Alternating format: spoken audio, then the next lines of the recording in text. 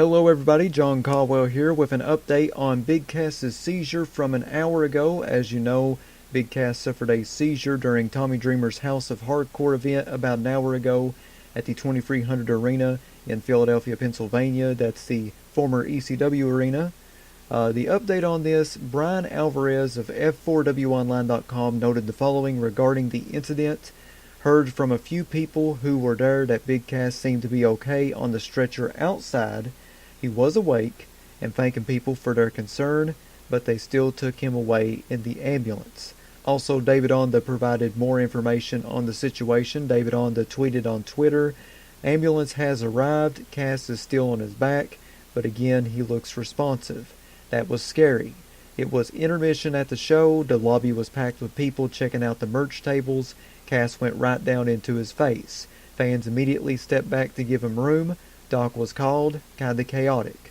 Dreamer was right by his side." I seen a photo from a fan of Big Cass laying on the floor, and Tommy Dreamer was right over him along with a referee, and a lot of people was giving the fan hell for taking that photo. Very controversial thing, no doubt.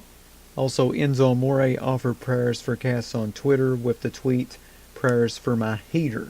A lot of people got that confused with like a heater for your house, but apparently a lot of fans are saying that he's talking about Cass, so he did offer prayers for Cass on Twitter. So once again, to recap, Big Cass suffered a seizure about an hour ago, 2 hours ago, at Tommy Dreamer's House of Hardcore event at 2300 Arena in Philadelphia. Brian Alvarez of F4WOnline.com noted the following update regarding the incident. Brian Alvarez said, "Heard from a few people who were there that Big Cass seemed to be okay on the stretcher outside.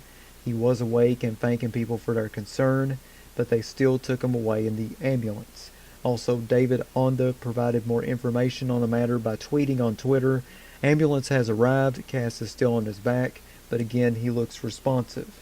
That was scary. It was intermission at the show. The lobby was packed with people checking out the merch tables. Cass went right down into his face. Fans immediately stepped back to give him room. Doc was called, kinda chaotic. Dreamer was right by his side."